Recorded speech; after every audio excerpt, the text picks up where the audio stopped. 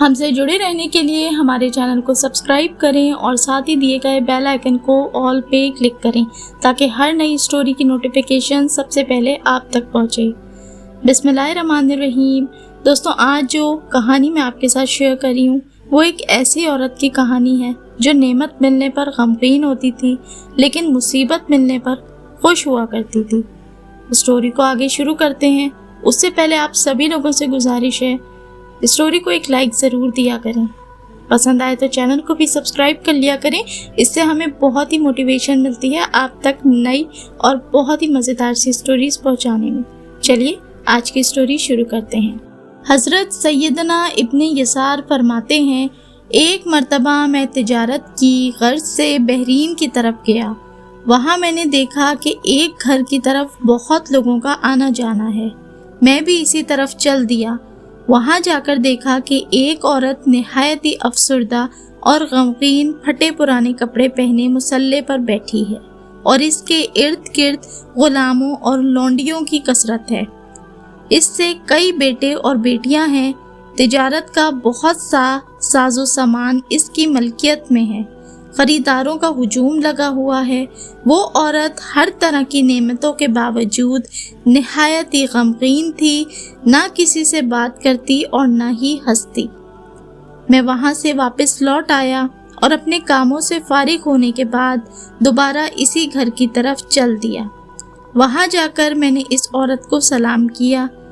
اس نے جواب دیا اور کہنے لگی، اگر کبھی دوبارہ یہاں آنا ہو اور کوئی کام ہو تو ہمارے پاس ضرور آنا۔ پھر میں واپس اپنے شہر چلا گیا۔ کچھ عرصے بعد مجھے دوبارہ کسی کام کے لیے اسی عورت کے شہر میں جانا پڑا۔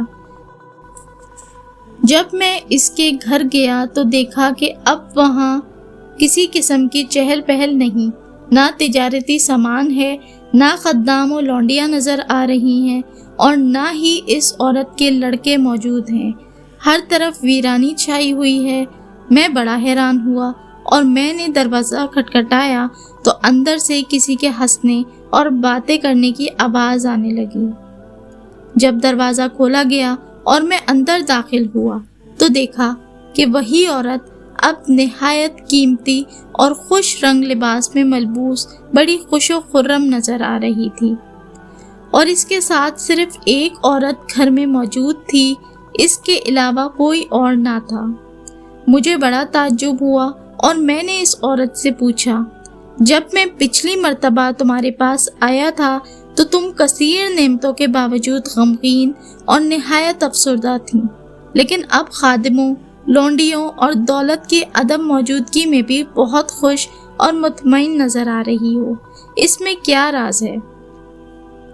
تو وہ عورت بولی، تم تعجب نہ کرو، بات دراصل یہ ہے کہ جب پچھلی مرتبہ تم مجھ سے ملے تو میرے پاس دنیاوی نعمتوں کی بہتات تھی، میرے پاس مال و دولت اور اولاد کی کثرت تھی۔ اس حالت میں مجھے یہ خوف ہوا کہ شاید میرا رب مجھ سے ناراض ہے، اس وجہ سے مجھے کوئی مصیبت اور غم نہیں پہنچتا، ورنہ اس کے پسندیدہ بندے تو آزمائشوں اور مصیبتوں میں مبتلا رہتے ہیں۔ اس وقت یہی سوچ کر میں پریشان و غمگین تھی اور میں نے اپنی حالت ایسی بنائی ہوئی تھی۔ اس کے بعد میرے مال و اولاد پر مسلسل مصیبتیں ٹوٹتی رہیں، میرا سارا اثاثہ ضائع ہو گیا، میرے تمام بیٹوں اور بیٹیوں کا انتقال ہو گیا، خدام و لونڈیاں سب جاتی رہیں اور میری تمام دنیاوی نعمتیں مجھ سے چھن گئیں۔ اب میں بہت خوش ہوں کہ میرا رب مجھ سے راضی ہے، اسی وجہ سے تو اس نے مجھے آزمائش میں مبتلا کیا ہے۔ بس میں اس حالت میں اپنے آپ کو بہت خوش نصیب سمجھ رہی ہوں، اسی لیے میں نے اچھا لباس پہنا ہوا ہے۔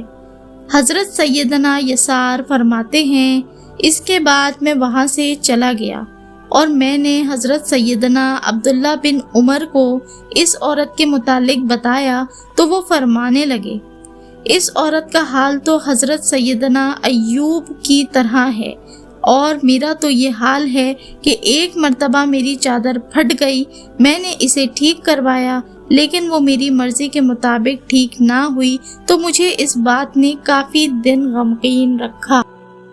دوستوں، یہ چھوٹی سی مگر بہت ہی انٹرسٹنگ کہانی میں نے آپ کے ساتھ شیئر کی ہے۔ امید ہے آپ کو یہ کہانی اچھی لگی ہوگی۔ اگر اچھی لگی تو اس ویڈیو کو لائک کر کے چینل کو سبسکرائب کریں۔ انشاءاللہ ایک نئی کہانی بہت جلد آپ کے ساتھ شیئر کروں گی۔ تب تک اپنا رکھیے ڈھیروں خیال۔ اللہ حافظ۔